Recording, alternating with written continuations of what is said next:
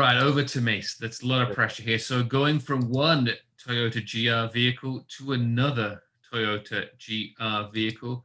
This time it's going to be the Toyota GR Supra 2.0, which is the latest car that I was able to get behind the wheel of Ooh, for a look at week. that yellow. Unfortunately, I didn't get the yellow, which is what I would have liked to have had. I got the gunmetal gray. It's still very much highlight the car.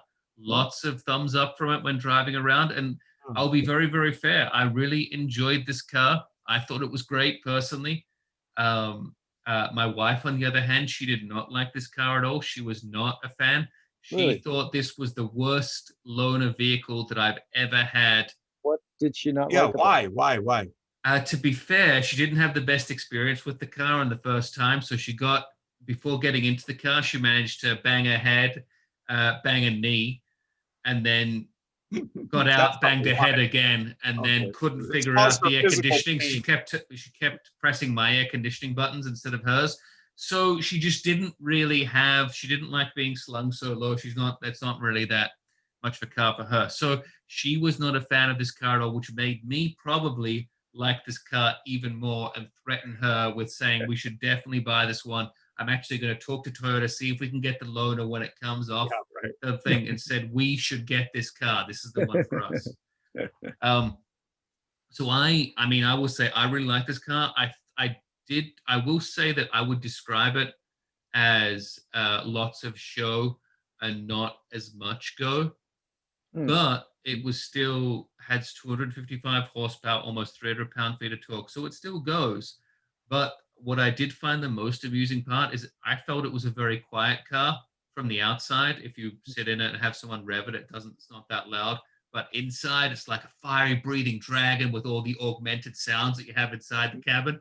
So every time even when you know it's not going that fast, you press the loud pedal, you go, oh, it's really going there. Yeah, it's great. So I while it's people complain about the augmented sound, I really enjoyed it. I thought it added a lot to the driving experience of the car.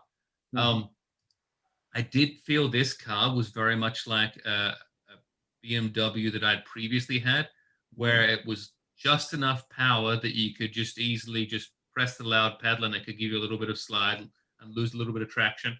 Do you know why it reminds you of the BMW that you previously had? Because it is a BMW. Well, aside from that being for the facetious part of yourself, Sam, to bring it out, thank you. But it was just the idea of how it was a smaller displacement car. The handling characteristics seem very similar because the engine's a bit further back in regards to this, offers a bit of weight distribution. Since I haven't driven the 3-liter, I can't compare and contrast the two, but this is a little bit slimmer than the 3-liter, about 220 pounds less in weight.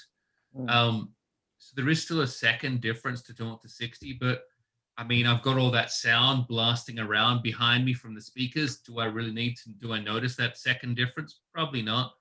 It's very good on the fuel. Everyone still thinks it's a Supra. They can't tell what engine's inside, so you still get all the thumbs up and the looks. So I thought it was good. It was the loaner came in around $48,000, which is about, say, $8,000 less than the 3-liter version. So if you wanted to get in this one and spend that on the modifications, you could probably catch up to that 3-liter version, probably with that $8,000 in your back pocket if you wanted to.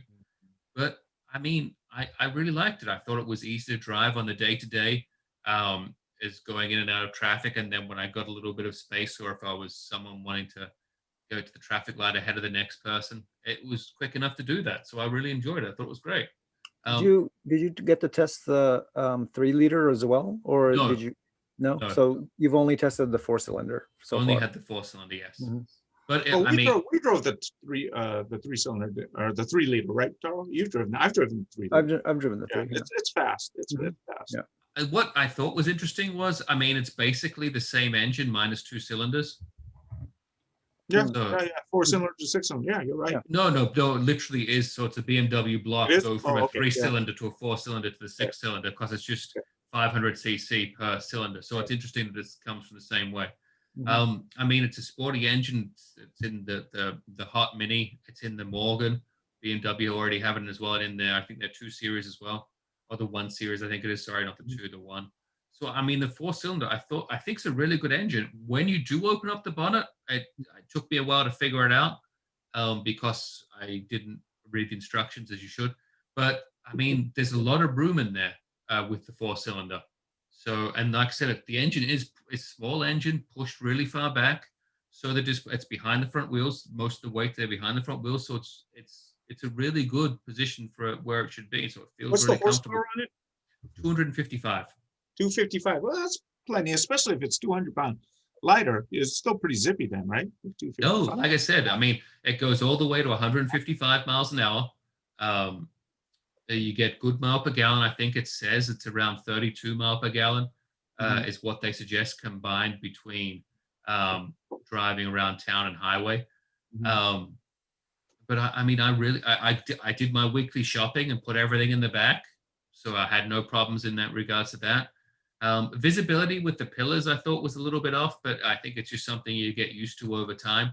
That's a sports car. Yeah. Yeah, exactly. And while it didn't have the luxury of, say, electric front seats, I was able to get really comfortable with just the manual buttons, manual pulleys and whatnot, and levers to get myself there.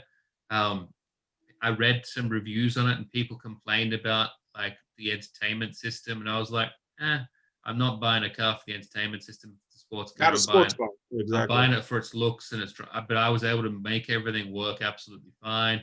So I was like, it's what you complainy pants about.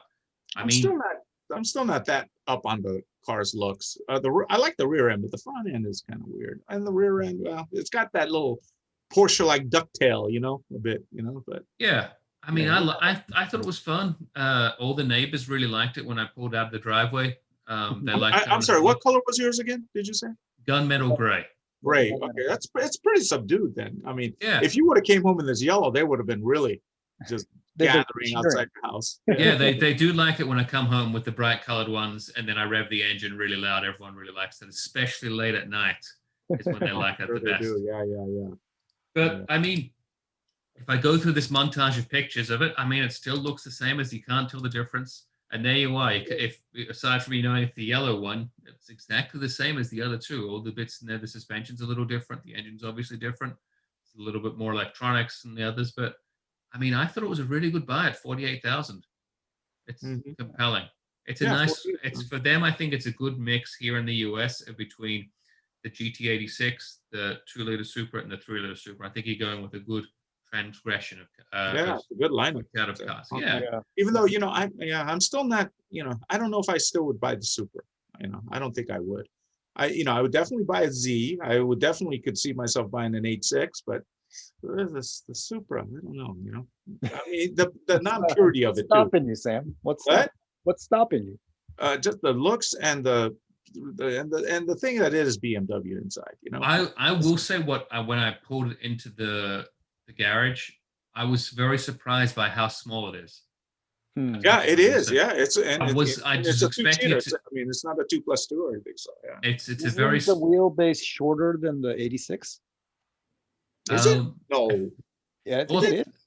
I think the wheelbase is the same size as an S13. I know that. Well, that's small. That's an old car here. Yeah, but that's because I know that when we talked to Freddie Asbo, he said that the wheelbase on it was about the same size as an S13. Yeah. So, but it's thumbs up from you, James. Yeah, thumbs up for me. It's bigger. It's bigger than a Miata. It's smaller than the Mustang. They're some of the ones mainly competing against. Not the same size as a Z4. Yeah, I mean, to be fair, I'd probably take this over the BMW one because I think you'd have a few less hassles. Yeah, I might agree with you because I'm just not a big Z4 guy. Never really was, So I mean, I know what you're really waiting for, Sam. You're waiting for the T-tops to come in so you can let the wind blow through that luscious lock of hair that you've got there around Hawaii. Around your estate in Hawaii, that's where you need the wind rushing through there, blowing it all around. Well, okay. Anyways. But yes, thumbs up from me from this car, not thumbs up from the wife on this car. But yeah, okay. I mean, it's gonna come anyway. So definitely thumbs up from me. I really, really enjoyed my time with this. It was great fun.